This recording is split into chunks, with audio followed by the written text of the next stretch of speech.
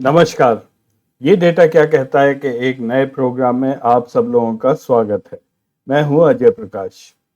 आज थोड़ी सी बात कर लेते हैं मालदीव्स के बारे में। मैं वहाँ का आपको कुछ डेटा दिखाऊंगा। इधर हमारे देश में जो भक्त लोग हैं और बीजेपी की जो ट्रोल आर्मी है, वो इस काम में बहुत माहिर हैं कि वो किसी भी बात का बतंगड़ बना देते हैं। किसी भी चीज का बखेड़ा खड़ा कर देते हैं, जिसको अंग्रेजी में माउंटेन आउट ऑफ अ मोल हिल यानी कि राई का पहाड़ खड़ा कर देते हैं। मैं बात कर रहा हूँ जो मालदीव्स के साथ आजकल हमारे सोशल मीडिया पर एक वॉर चल रही है, ना कि डिप्लोमेटिक लेवल पर, उसके बारे में। अब ये तो आप लोग जानते ही हैं कि बीजेपी और आरएसएस ने देशभक्ति या नेशनलिज्म के अलग से मापदंड बनाए हुए हैं। अगर आप मोदी जी को कुछ बोलेंगे तो आप सीधे सीधे एंटी नेशनल हो जाते हैं। अगर आप अयोध्या राम मंदिर के इनॉग्रेशन में नहीं जा रहे तो आप रावण स्वरूप हैं। और अगर आप गलती से मालदीव छुट्टी मनाने चले गए तो आप देशभक्त तो कतई नहीं हैं।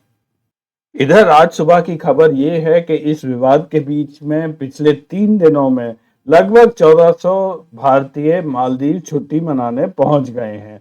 और इससे कई लोगों को बहुत परेशानी हो रही है। ये वन इंडिया के एक यूट्यूब के वीडियो का थंबनेल मैं यहाँ दिखा रहा हूँ, जिसमें ये बोला गया है कि ये कैसी देशभक्ति है, 3 दिन में 1400 भारतीय पहुंचे मालदीव्स। अब किसी बीजेपी के भक्त के कहने की वजह से मैं 5 लाख का नुकसान उठाऊं, ये तो हो नहीं सकता। जो लोग छुट्टी मनाने मालदीव जा रहे हैं उन्होंने पिछले 2-3 महीने से ये तैयारी अवश्य की होगी। टिकट बुक कराए होंगे, होटल बुक कराए होंगे। और मालदीव में छुट्टी मनाना कोई सस्ता काम नहीं है। मालदीव एक महंगा टूरिस्ट लोकेशन है। और किस तरह से इस इंसिडेंट की गोदी मीडिया और कुछ टीवी चैनल्स में रिपोर्टिंग होती है, उसके एग्जाम्पल मैं 2-3 आपको यहाँ दिखा रहा हूँ। सबसे पहला है रिपब्लिक टीवी। अर्नब गोस्वामी जी ये पता नहीं कहाँ से डेटा लाते हैं। ये लिखते हैं कि Maldives tourism has suffered even as report से more than 8000 hotel booking and 2300 flight, 2300 flights cancel करी हैं इंडियंस ने, क्योंकि प्राइम मिनिस्टर मोदी की बेइज्जती की गई। एक्स यानी कि पहले जिसे ट्विटर के नाम से जाना जाता था, उस पर एक यूजर है टाइम्स एल्जेब्रा। वो कहते हैं कि 10,500 होटल बुकिंग्स भारतीयों ने वो कैंसिल की हैं और 5,520 फ्लाइट टिकट्स कैंसिल किए गए हैं। और एक ही स्क्रीनशॉट जिसमें पाम्स रिट्रीट में एक बुकिंग कैंसिलेशन दिखाई गई है, वो सैकड़ों लोगों ने ट्विटर पर अपने ट्विटर पेज पर डाली है कि देखो मैंने ये कैंसिल कर दिया है, मैंने 5 लाख रुपए जो है इस कैंसिलेशन में गंवा दिए हैं। अब ये चैनल्स ये डेटा कहाँ से लाती हैं मालूम नहीं, लेकिन डेटा बिल्कुल ही बेतुका है। और इस इंसिडेंट के बाद हमारे सेलिब्रिटीज एकदम से जाग जाते हैं। ये और किसी बात पे ट्वीट नहीं करते हैं। जब बिल्किस बानो के 11 अपराधियों को रिलीज किया गया तब इनमें से एक ने भी ट्वीट नहीं किया। और जब वो दोबारा से सुप्रीम कोर्ट ने उनको वापस जेल में भेजा तब भी इनमें से कोई नहीं जागा। लेकिन जैसे ही मोदी जी की बेइज्जती का सवाल आया तो सारे के सारे जाग गए और ये ट्वीट करने लगे कि लक्षद्वीप कितनी अच्छी जगह है और आप लोग जरूर वहां जाइए। मोदी जी 4 जनवरी को लक्षद्वीप एक दिन के हॉलिडे पर गए थे। उन्होंने कई सारी अपनी फोटो सोशल मीडिया पर डाली थी, जहां पे वो स्नॉर्कलिंग भी कर रहे हैं, यानी कि पानी के नीचे डुबकी मार रहे हैं लेकिन लाइफ जैकेट पहनकर। उसके बाद उन्होंने कई ट्वीट्स किए और लक्षद्वीप की तारीफ भी की। ऐसा माना जाता है कि इनकी ट्वीट्स की वजह से मालदीवियन चिढ़ गए। उनको लगा कि मोदी जी टूरिस्ट को मालदीव्स के बजाय लक्षद्वीप की तरफ आने को बोल रहे हैं। हालांकि मालदीवियंस का और खासकर वहां के मंत्रियों का जो रिएक्शन था वो टोटली अनप्रोवोक्ड था और अनकॉल्ड फॉर था। जब किसी भी देश का मंत्री कोई भी बात कहता है या ट्विटर पर डालता है तो ये मान लिया जाता है कि ये वहां का आधिकारिक उनका रिएक्शन है, यानी कि ऑफिशियल रिएक्शन है। मालदीव्स के तीनों मंत्री मरियम शुआना मालशा और मजूम मजीद इन तीनों ने जो भी कमेंट्स किए थे मोदी जी के खिलाफ या भारत के खिलाफ, उसकी वजह से वहां के प्रेसिडेंट ने तीनों को अब सस्पेंड कर दिया है उसके अगले दिन ही। जहां तक इस इंसिडेंट का सवाल है, बात यहीं पर खत्म हो जानी चाहिए थी। इसके बाद जो भी कुछ करना था वो एक डिप्लोमेटिक लेवल पर करना चाहिए था और शायद हो भी रहा हो। लेकिन हमारे बीजेपी के ट्रोल्स और बीजेपी के जो आईटी सेल है वो इतना हाइपर एक्टिव हो गया कि उन्होंने सारी लड़ाई एक तरह से सोशल मीडिया पर लड़नी शुरू कर दी है। और फिर अगर आप कोई रैशनल बात करेंगे या सेंसिबल बात करेंगे तो आप तो देशद्रोही बन ही जाएंगे। अब ये याद रखिए, मोदी जी तो मोदी जी हैं, वो कोई भी बात बगैर किसी वजह से नहीं करते हैं। वो लक्षद्वीप भी किसी वजह से ही गए थे। लक्षद्वीप के नए प्रेसिडेंट मोहम्मद मुइज़ू जो कि नवंबर में इलेक्ट हुए थे, एक इलेक्शन हुआ था उसमें वो जीत कर आए थे, 56% वोट उन्हें मिले थे। वो एक एंटी इंडिया प्लैंक पर वो ये इलेक्शन उन्होंने ये जीता था। और आते ही उन्होंने सबसे पहले भारत को ये कहा कि आपके जो 75 के करीब यहाँ पे इंडियन मिलिट्री की जो प्रेजेंस है वो यहाँ से उन लोगों को हटाया जाए। मालदीव्स के नए प्रेसिडेंट मोहम्मद मुइज़ू का झुकाव चाइना की तरफ है, ये बात सब लोग जानते हैं। वो अभी 2 दिन पहले चाइना गए थे जहां पे उनका भव्य स्वागत किया गया, 21 तोपों की सलामी दी गई और वहां पे प्रेसिडेंट मुइज़ू ने चाइना को कहा कि वो पर्यटन को मालदीव्स की तरफ उसको बढ़ावा दे और नया इन्वेस्टमेंट भी उन्होंने वहां से मांगा है। मालदीव्स पर इन्फ्लुएंस बनाए रखने की होड़ चाइना और भारत के बीच में लगी ही रहती है। ये डिपेंड करता है कि कौन सी सरकार वहां आती है और उसी तरह से वो एक्ट करना शुरू कर देती है। पिछली बार एक बार वहां पर जीएमआर को भी वहां से निकाल दिया गया था, वो वहां का नया एयरपोर्ट बना रहे थे।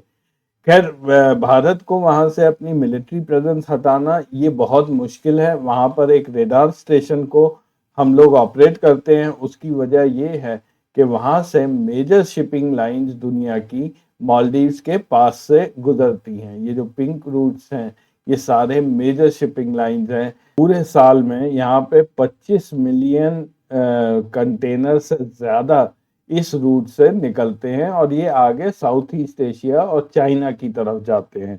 तो ये बहुत ही खास और इम्पोर्टेंट एक जगह है दुनिया में जहाँ पे इन्फ्लुएंस बनाए रखना बहुत ही आवश्यक है भारत के लिए। और ये ही मुख्य कारण है कि भारत को मालदीव के साथ मिलजुल कर ही काम करना पड़ेगा, क्योंकि यहाँ पर एक मिलिट्री प्रेजेंस रहना बहुत ही आवश्यक है, क्योंकि अगर भारत वहां से निकल आया तो वहां पर चाइना आके बैठ जाएगा। अब वापस चलते हैं वो कैंसलेशन फिगर्स के, जो रिपब्लिक टीवी ने दिखाया था कि 2300 फ्लाइट्स भारतीयों ने पिछले हफ्ते कैंसिल की हैं। तो उसके बारे में थोड़ा डेटा देखिए। ये डेटा मैंने लिया है directorate general of civil aviation से। 2018 में लगभग 1,28,900 टूरिस्ट गए थे।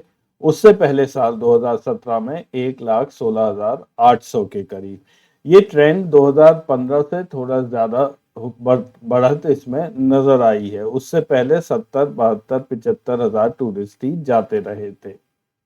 मिनिस्ट्री ऑफ टूरिज्म मालदीव के मुताबिक 2020 का डेटा है, इसमें भारत तीसरे नंबर पर आता है, जिसमें कब लगभग 8% उनका जो टोटल टूरिज्म है वो भारत से आ रहा है। सबसे ज्यादा टूरिस्ट अभी भी चाइना से ही मालदीव जा रहे हैं। इंडिया टुडे में छपे इस डेटा के मुताबिक 2023 में लगभग 2 लाख टूरिस्ट गए थे मालदीव, जो कि वहां आने वालों का लगभग 11% था। उससे पहले 2,41,000 गए थे 2022 में। Blue star air travel services के मुताबिक लगभग 1200 से 1300 लोग डेली भारत से मालदीव जाते हैं। यहाँ से 8 डायरेक्ट फ्लाइट्स ही हैं जो मालदीव जाती हैं। तो अब आप खुद ही देख लीजिए कि जिस देश से केवल 8 फ्लाइट रोज की मालदीव जाती हैं, वहां पे रिपब्लिक टीवी के मुताबिक हम लोगों ने 2,300 फ्लाइट्स ही कैंसिल कर दी हैं। अगर हम ये मान के चलें कि पिछले 2-3 साल में लगभग औसतन यानी on the average 2,25,000 tourist India से मालदीव जाता है। तो ये लगभग 600 लोग पर डे आता है। और ये 600 लोग में फैमिलीज होंगी जिसमें 2 या 3 या 4 मेंबर्स होंगे, तो आप लगा लीजिए 200 या 250 फैमिलीज ये यहाँ जाएंगे। तो वो 200, 250, 300 कमरे ऑक्यूपाई करेंगे। 4 दिन में ये 1100, 1200 कमरे होंगे। लेकिन रिपब्लिक टीवी के मुताबिक हम लोगों ने 8,000 वहां पर होटल बुकिंग हम लोगों ने कैंसिल कर दी हैं। मालदीव्स के लिए भारत भी उतना ही जरूरी है जितना भारत के लिए मालदीव्स। तो ये रिलेशनशिप कायम रखना दोनों देशों के लिए जरूरी है। मालदीव भारत पर बहुत ही ज्यादा डिपेंडेंट है। सारा इंपोर्ट डेली नीड्स का वो भारत से ही वहां पर जाता है। एजुकेशन का काफी कुछ हिस्सा भारत वहां प्रोवाइड करता है। और मालदीवियंस हेल्थ केयर के लिए पूरी तरह हिंदुस्तान पर निर्भर है। मालदीव्स का टोटल इंपोर्ट्स का 14.7% वो भारत से लेता है। ये नंबर 1 इंपोर्टर है। उसके बाद है चाइना 14%, यूएई 13%, ओमान 9.65%। ये 2021 का डेटा है। $2.83 बिलियन के इंपोर्ट में से 416 मिलियन डॉलर भारत से इंपोर्ट जाता है। इसमें रोजमर्रा की सारी चीजें हैं। पेट्रोल यहाँ से जाता है, कंस्ट्रक्शन मटेरियल पूरा भारत से जाता है, राइस, सब्जियां, वेजिटेबल्स, फ्रूट्स यहाँ से जाते हैं, मेडिसिन यहाँ से जाते हैं, अंडे वगैरह, आयरन, आप जो भी जरूरत की चीजें हैं वो सारी इंडिया से जा रही हैं। तो मालदीव्स के लिए भी ये बहुत ज़रूरी है कि वो भारत के साथ एक अच्छे रिलेशनशिप मेंटेन करे।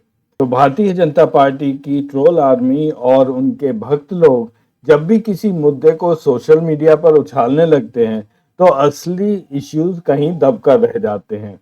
बात बिल्कुल साफ है, मालदीव्स की ये ज़रूरत है कि वो भारत के साथ अपने रिलेशनशिप बना के रखे, क्योंकि सारा सामान यहीं से वो जाता है।